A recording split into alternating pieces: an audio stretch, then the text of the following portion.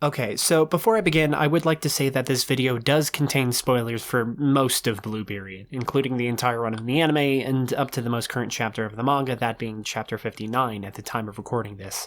Obviously, I can't stop you from watching this, but at the very least I do recommend either reading or watching the series at some point, as it will do far better justice to the themes mentioned here. A cog in the machine is a common idiom that catches my interest from time to time. In a literal sense, it represents a person playing a small, mundane part of a greater organization, but expanding its scope out to a much larger scale leads to imposing a notably different meaning. Society in its entirety is upheld by the will of the masses, but the specific role of each person inside of society is perceptually insignificant. It doesn't matter what your job is, what hobbies you enjoy, or what time you decide to brush your teeth in the morning. All that matters is how you move with the rest of your group. It's a bit of a detached way of viewing things, but society at large doesn't view people as people, but instead as nothing more than numbers on a sheet. Such a person destined to become nothing more than a number was one Yatora Yaguchi, despite the first impression he may display. A striking delinquent look, academic excellence, and a close-knit group of friends would indicate that his life is far from mundane, but that illusion is quickly dismissed as we delve into his thoughts. His grades are nothing but an obligation to ensure he gets into a good school, to ensure he gets a good job, to ensure he can support his family. He goes out to events with his friends, who he does actually hold a genuine appreciation for, but he never holds interest in the events themselves.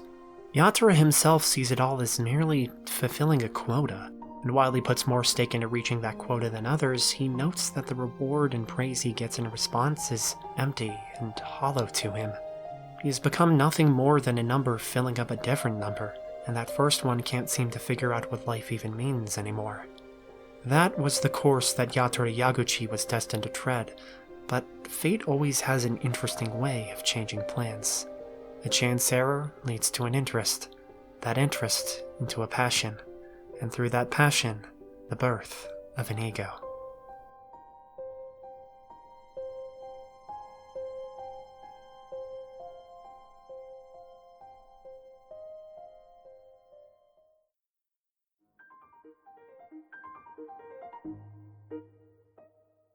Everything begins with an observation, a tiny one blown off by his friends, but a unique perception of the world nonetheless.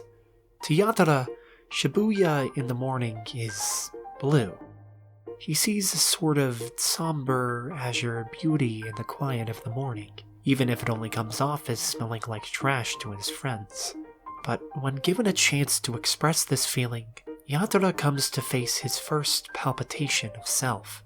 The assignment asking for him to describe his favorite scenery offers an outlet to fully express these feelings he's had for the first time in his life, and the praise he receives for it sways him like nothing else has.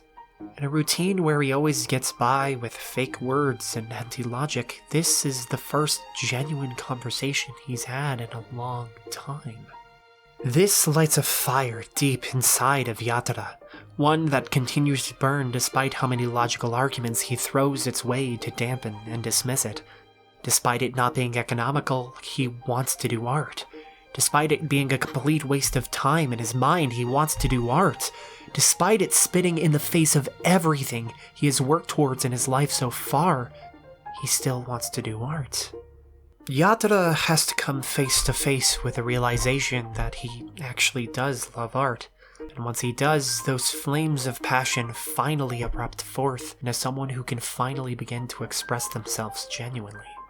Art at its center is a hobby of both self-expression and interpretation, though this comes from the perspective of someone who doesn't have experience in more traditional art. Blue Period as a series does make clear that certain fundamentals do help differentiate the good pieces from the bad, but a significant part of its focus is spent on the beliefs of the individual instead of any particular skill. No two people see an apple the same way, and no two people use the same lines to draw it. Learning how to interpret your thoughts and feelings is just as important to art as the technical elements of framing and composition, and Yatora has to start from the basics of both. The progression of Yatora's artistic ability isn't very much focused on his actual technical skills, which he does pick up relatively quickly, but instead on how he needs to interpret the world around him and convey that into his pieces. This is a breakthrough most clear in his painting about bonds, and how he sees them. Before, he only focused on using composition and whatever tools he had learned in his works, but through this piece did he realize that he had only been using the tool to express the tool.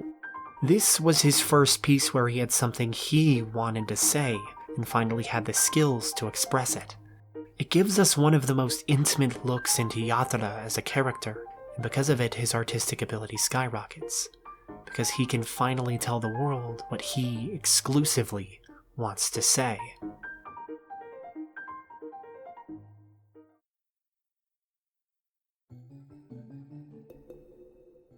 One thing that becomes clear to readers of Blue Period quite early is that Yatora is a character influenced by those around him. Yatora is a naturally social person, willing to delve into conversations and social events, and does seem to value relationships. Now that his ears are open to the world at large through painting, this gives him a door into the perspectives of others, and the author takes ample opportunity to explore the different mindsets of people around Yatora. Consensus is a pipe dream for many different points of debate in the story. Characters, including Yatora, may present their own ideologies and stances on a topic, and another character, be it a peer or mentor, may acknowledge that argument before giving their own stance and reasoning. Some of this comes off as practical advice, such as the importance of still lifes in developing fundamentals or the use of medium in an art piece, but others address far more contentious topics, like if so-called exam art, which is art made in the process of preparing for an entrance exam, should be considered art at all. The series rarely, if ever, declares one side more correct than the other, as many of these topics lack any sort of simplistic catch-all answer.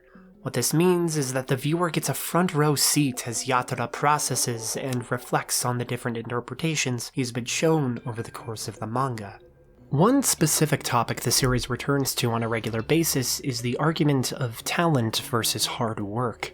The author clearly takes the stance that hard work is far more important, but this topic never stops coming up, and characters continuously debate its different aspects throughout the series. One of the most interesting discussions comes later in the manga, with different characters breaking down the basic argument that Yatora introduces into entirely separate arguments, such as hard work being dependent on one's environment, or addressing the inherent labeling that comes with the word talent.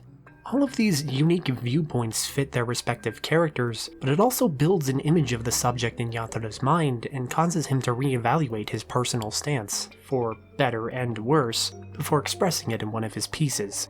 Yatora's mind is a canvas first and foremost, and the words of those around him a brush to paint it with. It will be a long time before the full image is completed in his mind, but every observation and conversation adds and mixes color into his own personal work, permanently changing the way our protagonist views the world.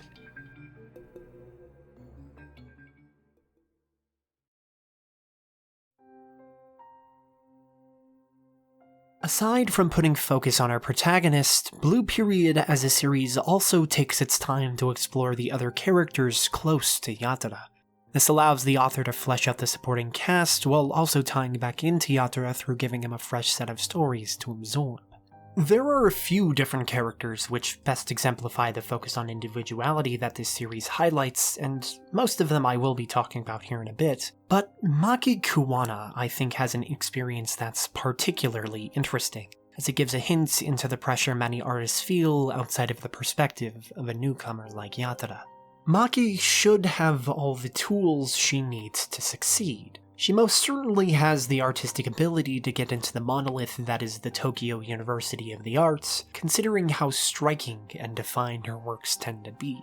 There are stumbles along the path that she takes in the prep course, including a well-known superstition, but she seems poised to get in with little problem from the perspective of her protagonist. Under the surface, however, things become far more clouded. Maki comes from a family of artists, importantly ones that have a history of being alumni in the university that she's trying to get into, a university that is notorious for its extremely low acceptance rate. More distressing is the fact that her older sister aced the exam on her first try, a fact that is treated as a genuine rarity by those in the prep school. Maki is her own person, of course, but with all those factors in mind, it would be hard to not feel at least a little stressed, especially with the shadows of those that came before you looming overhead. It's very apparent that this pressure had gotten to her during the build-up to the exam, with the greatest stressor being that ever-present reminder that she's, on some level, being compared to her sister. Her sister is an obstacle that Maki continues to measure herself up to, but is also a shackle she can't free herself from, even posing to Yatora that she might be able to enjoy drawing more if a certain person didn't exist. This poisonous mindset spreads to the rest of her prep as she constantly feels the need to compare herself to others. Most sadistically, upon hearing that one of her friends is hospitalized due to the stress of the exam, she can't help but feel good watching them snap under the pressure, because it means one less person she has to compete against. This is all in Maki's head, of course. Both Yatora and the prep teacher Uba-sensei make clear that she is very much not her sister in terms of her art, and even her sister Yuki seems somewhat aware of the problem she has created and tries to give Maki the support she so desperately needs. Maki isn't really in any sort of shadow, but she continues to believe she is trapped within one, a shadow her mind convinces her is growing larger and larger as time goes on. And soon it becomes so large that she fails.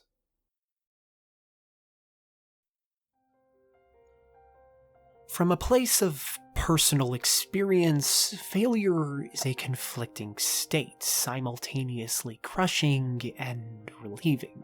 On one hand, failure fucking hurts, no two ways about it. Whatever information or experience you've gained doesn't make it acceptable when everything you've worked towards amounts to essentially nothing.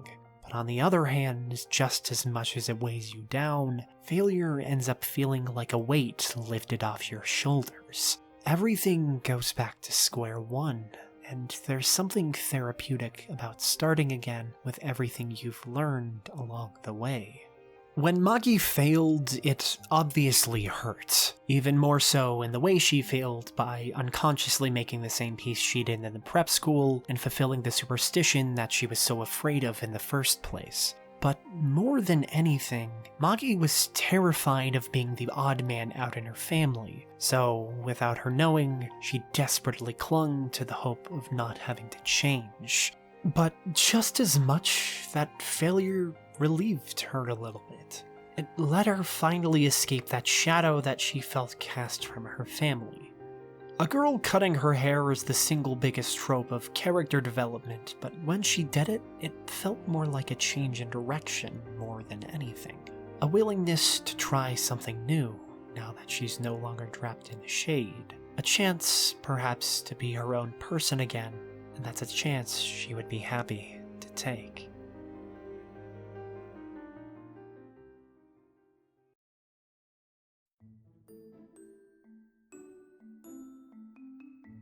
Yotasuke Takahashi is in almost every way a perfect foil.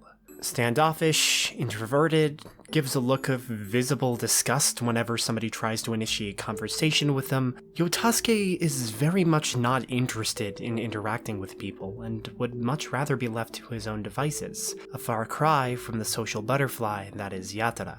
From the start of the story, Yatora is placed as someone with a loving family, great friends, and an open future despite being a newcomer to the field of art.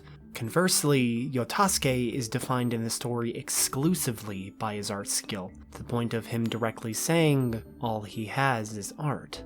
Most importantly as a foil though, Yatora directly compares himself to Yotasuke. Yatora even saying that his own skill is achieved through constant, monotonous hard work, while declaring that Yotasuke's is merely the result of sheer talent, despite the blatant hypocrisy that this statement entails considering Yatora's own distaste of being labeled as talented. All of this paints a picture of Yotasuke being a natural prodigy when it comes to art, a notion that Yotasuke himself may be buying into. In a lot of his interactions with Yatora, Yotasuke comes at art with a sort of condescending air in his words and critiques. like he knows how good he is and that he can do better than the art of those who actually got into TUA. In a metaphorical sense, I see it as a weird reflection of the statement made by Yatora at the beginning of the story, that he can make a work of Picasso. But instead of saying it out of ignorance of the medium, for Yotasuke it comes from a place of sheer confidence in their artistic ability. Just as much does this label restrain as it does enable, however. When Yotasuke says all he has is art, it's because his artistic skill is the only thing people seem to value about him. His parents have always parroted that he's only good at drawing from an early age, and essentially helicopter him for most of his life, perhaps out of a feeling of need to protect their son. This belief has been reinforced through the story by Yatora, Yotasuke's parents, and many others. And the burden of this artistic talent directs him at every possible junction, forcing him into a mold of what the world desires from him first and foremost. Yotasuke seems aware of this pressure to some extent, and violently rebels against what others say in search of his own freedom, resisting any attempt to be forced into one specific box. But in this process, he pushes almost everything away. Even advice that may actually help him improve as an artist. While definitely approaching him from a more antagonistic angle, one of his college professors does have a point that while he is talented, that talent has caused him to stagnate, and that he needs to actually grow as an artist to further his pursuits at TUA. But Yotasuke merely pushes this back, because he's been pushed and pulled in so many different directions across his life that he can no longer tell between actually good advice and the will of the people trying to get something out of him. Yotasuke is a rabbit trapped in a cage, but the exact nature of that cage is something that comes into question. Was he locked there by the will of those around him and their image of what he is supposed to be, or is it one of his own volition? Unknowingly shutting himself away from the rest of the world due to his own ego. Perhaps that's why his relationship with Yatora continues to be one of the most interesting in the story, simply because no other character pushes Yotasuke more than our protagonist. It's through Yatora that Yotasuke is actually willing to take more risks, explore new avenues, and experience things he never could have before, including willingly going out with his friends on his own, as small as that may seem. Maybe he can even begin to see a Shibuya similar to the one that Yatora sees, even if just a little bit. Yotasuke still has the tendency to stick to his own beliefs first and foremost, but now it feels like he is truly moving in the right direction. His ego, one that has remained so rigid for his entire life, might finally be starting to change shape. Yotasuke's character development at this point doesn't feel complete, far from it. Call it a hunch, but he's a character that'll likely stay through to the end of the story, whatever that may entail. But one thing is certain at this point. Yotasuke has evolved past the impression of just someone amazingly good at drawing in Yatora's mind. Yotasuke isn't just a prodigy.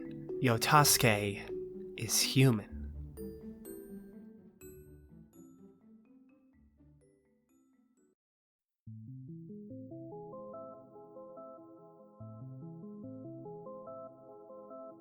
Ryuji Ayukawa, or more commonly known as Yuka, is a character who is contentious, to say the least. Since I am cis, I had a chat with a friend who is trans about this character, and they recommended not touching that discussion with a 30-foot pole, so that is exactly what I will be doing. For the duration of this video, I will be referring to Yuka with they/them pronouns, and if this for some reason offends you, I don't know what to tell you, dude, just get over it. Yuka, at their core, views how they represent themselves through the lens of rebelling against societal norms. Why should they care about people not understanding how they dress? Why should they care about people's opinions on what's normal for dating? What does normal even really mean anyways? The only view we get that is normal is our own.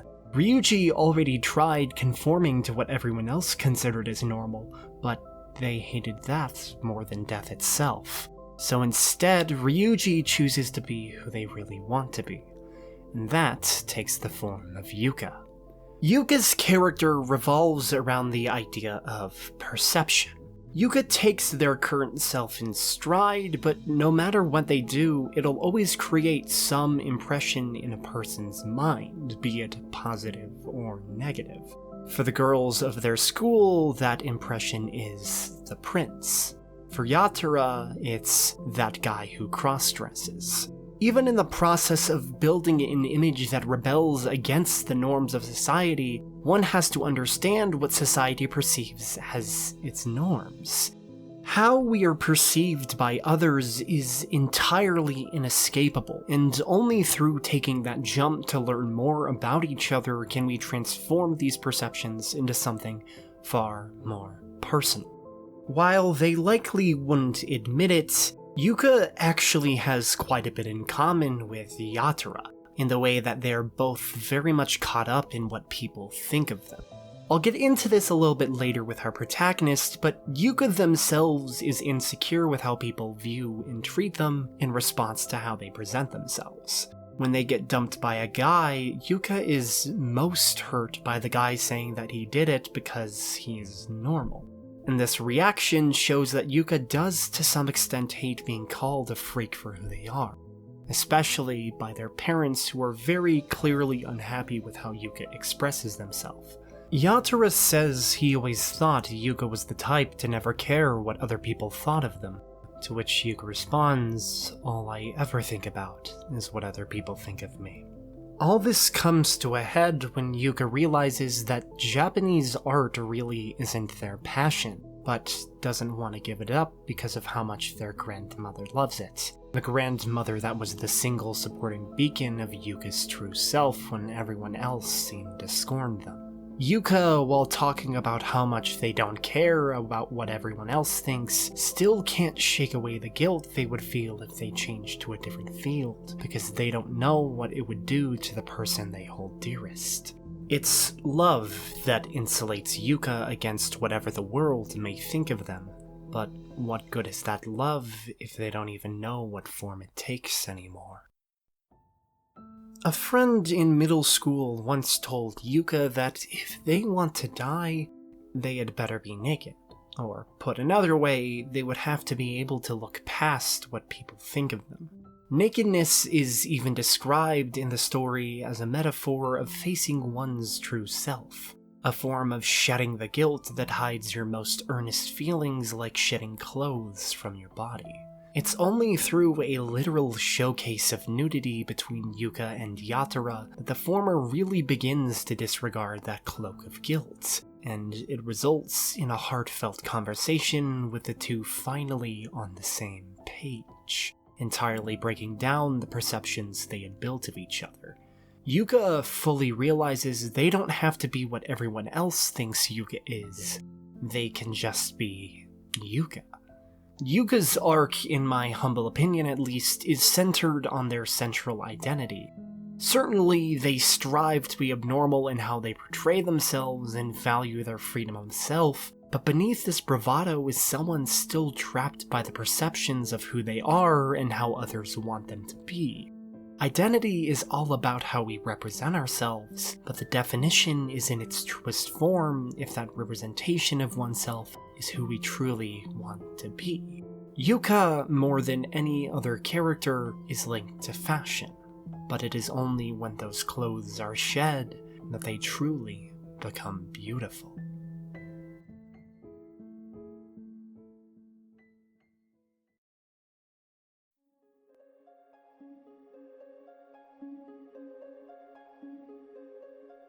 An underdog, a hard worker, a hypocrite.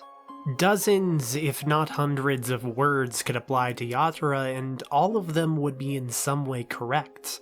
But the one that keeps coming back to my mind is hollow. In the beginning, Yatora is a character that conforms, not directly to society as a whole at least, but instead around his environment.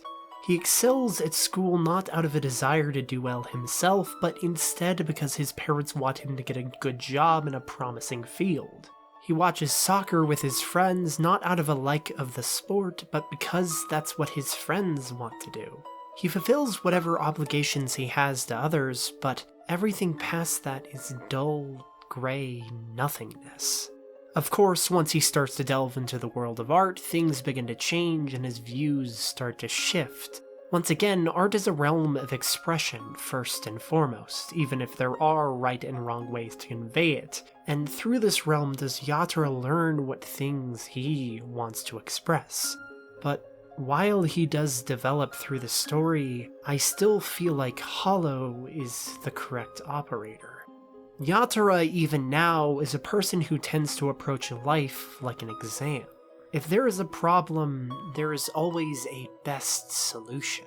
Every time he interacts with someone, he is acutely aware of his thoughts and responses, trying to find the words that will best satisfy them, almost like solving a math problem. But there is no one true answer in art, instead a focus on what exactly you think the answer is. So much of his internal conflict is based on trying to find a correct answer when there was never one in the first place. One of my favorite moments expresses exactly this idea, where Yatora is told the thing he is missing as an artist is an element of self-centeredness and the ability to have fun. He's always making art for some arbitrary reason, like to impress some person or to complete some assignment. Why can't he just do it because he wants to?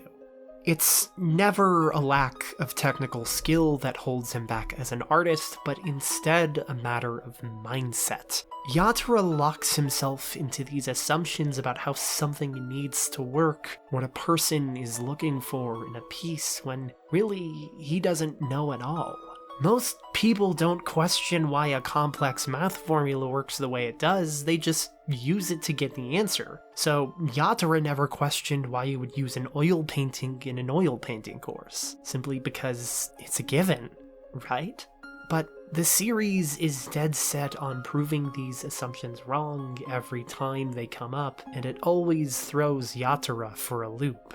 This problem-solution thinking affects far more than his art, though. It bleeds into every personal connection he carries. So many of his interactions with people feel almost rehearsed, in a sense. Like he's already prepared a dozen points to take the conversation wherever it decides to go. It's a trait that feels far more prevalent earlier in the story, but it still has a tendency to rear its ugly head at the worst possible times. There's an additional element though, one that Yuka actually puts best. When someone is drowning, Yatora is the type to throw the person a life preserver, but never one to jump in and save them himself. He gives people exactly what is required and nothing more. He says he wants to be friends with someone, but is never willing to actually form a meaningful connection with them, especially if it would put him at risk, because he is more afraid of that risk than anyone else. Yatora Yaguchi, more than anything else presented thus far, is massively insecure and almost destructively self-critical. A fact that becomes more and more apparent as we become more and more aware of his internal thoughts. Yatora gets bogged down so often in not being as good as his peers when he spent so much of his life before art ahead of the pack, not having learned to take art at his own pace.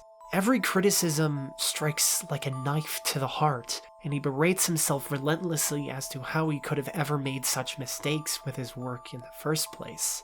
Perhaps he fixates so much on hard work because it's a quantifiable way of denoting his own progress as an artist, and without that quota, he would have been caught adrift in a sea of confusion and self-doubt.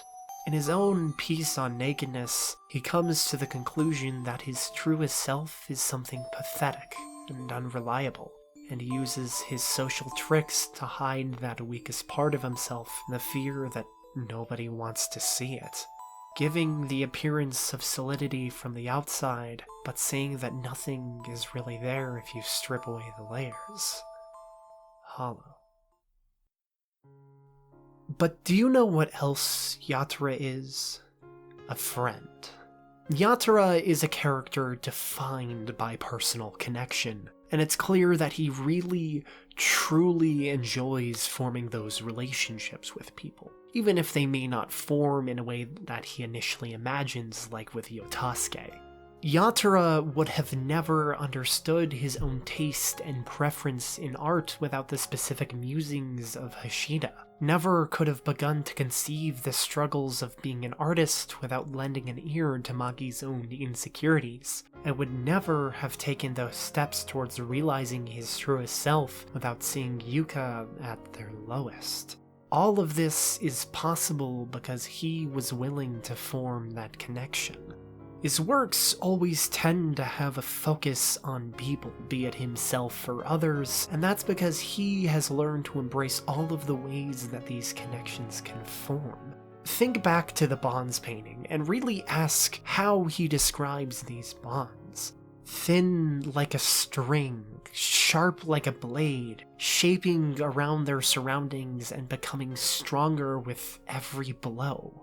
To Yatora, bonds are a type of metal, and that metal influences every part of his life and tempers his own blade of self.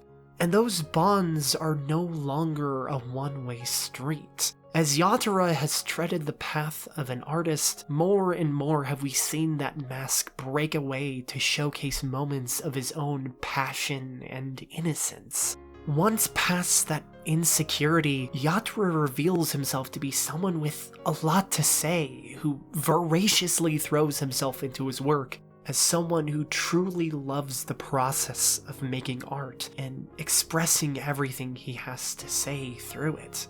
This is the true Yatora Yaguchi, someone who has finally experienced the birth of their own ego and is never going to forget it.